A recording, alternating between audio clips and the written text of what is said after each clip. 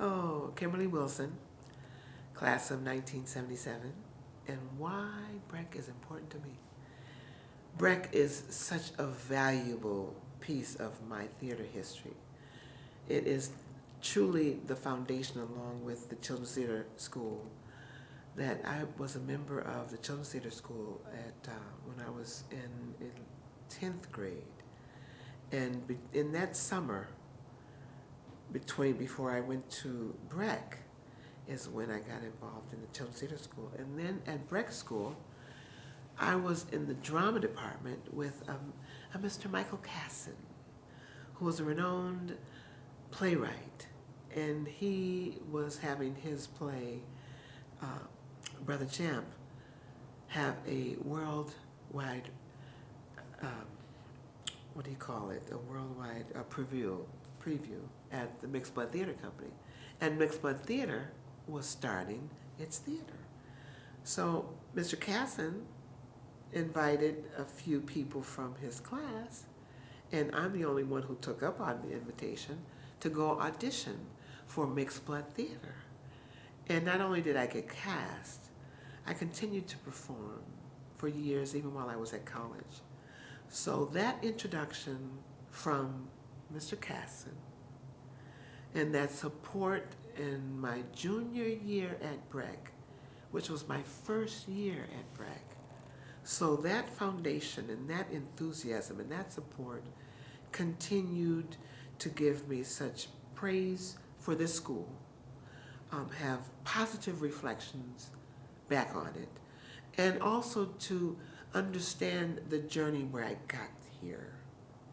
Because I was in private, parochial schools, St. Peter's Lutheran School from K through 8. I went to Minneapolis High School, Lutheran High School, for 9th and 10th grade. And I enjoyed their curriculum, I enjoyed that foundation. But in the high school, it changed. It seemed like they had, their offerings were less. And so I sought better opportunities for my junior and senior year. I did that on my own. And so I really am here because of Breck's, what they had even back then, their diversity, even though it was not as large as you would think, but I came from a Lutheran school where, there were maybe 3 or 4 minorities, and 2 of those 3 or 4 were my cousins. So, I didn't know what I was missing until I found what I was receiving in Breck. Briefly share my accomplishments. Well, in addition to being an actress, when I was with Mixed Blood Theater, I also had the opportunity to be with a radio group called Mutima. We did a radio spot for KMOJ. Back then it was KUXL radio. And so we were doing the spoken word and doing small theater and in Shoestring Playhouse over North Minneapolis. And all this was in addition to being involved in Mixed Blood Theater and then an outgrowth of Breck.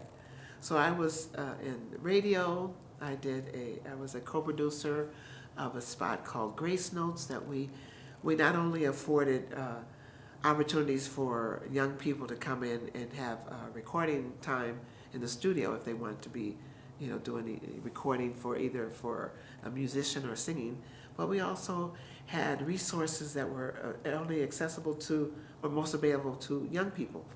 That was Grace Notes at KMOJ. Then I toured. I went to, I was at Howard University and I pursued theater, and I've been in theater all along. I've always had a day job. Even when I was at Mixed Blood Theater, I had a day job because I felt that I didn't want to be a starving artist. But I've always had an opportunity to share and hone my craft, because I do believe that theater and the arts, be it music, the graphics, all of the arts really speak to the truth of our psyche, our our feelings, our personal spirits, and also the arts reflect what's going on in the world. Especially if you're a great artist, you will look at what's happening and you'll put art to make it comforting to receive, and also to incite enthusiasm and bring awareness to what's going on in the world, be it positive or not so positive.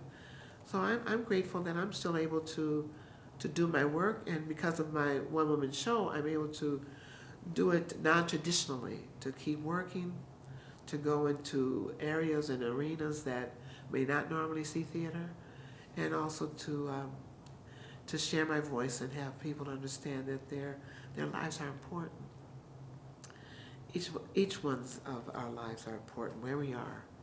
And I think that's the most success I have in the theater, is that I'm telling the story and reminding those audience members that their lives are so important, and your lives are important too.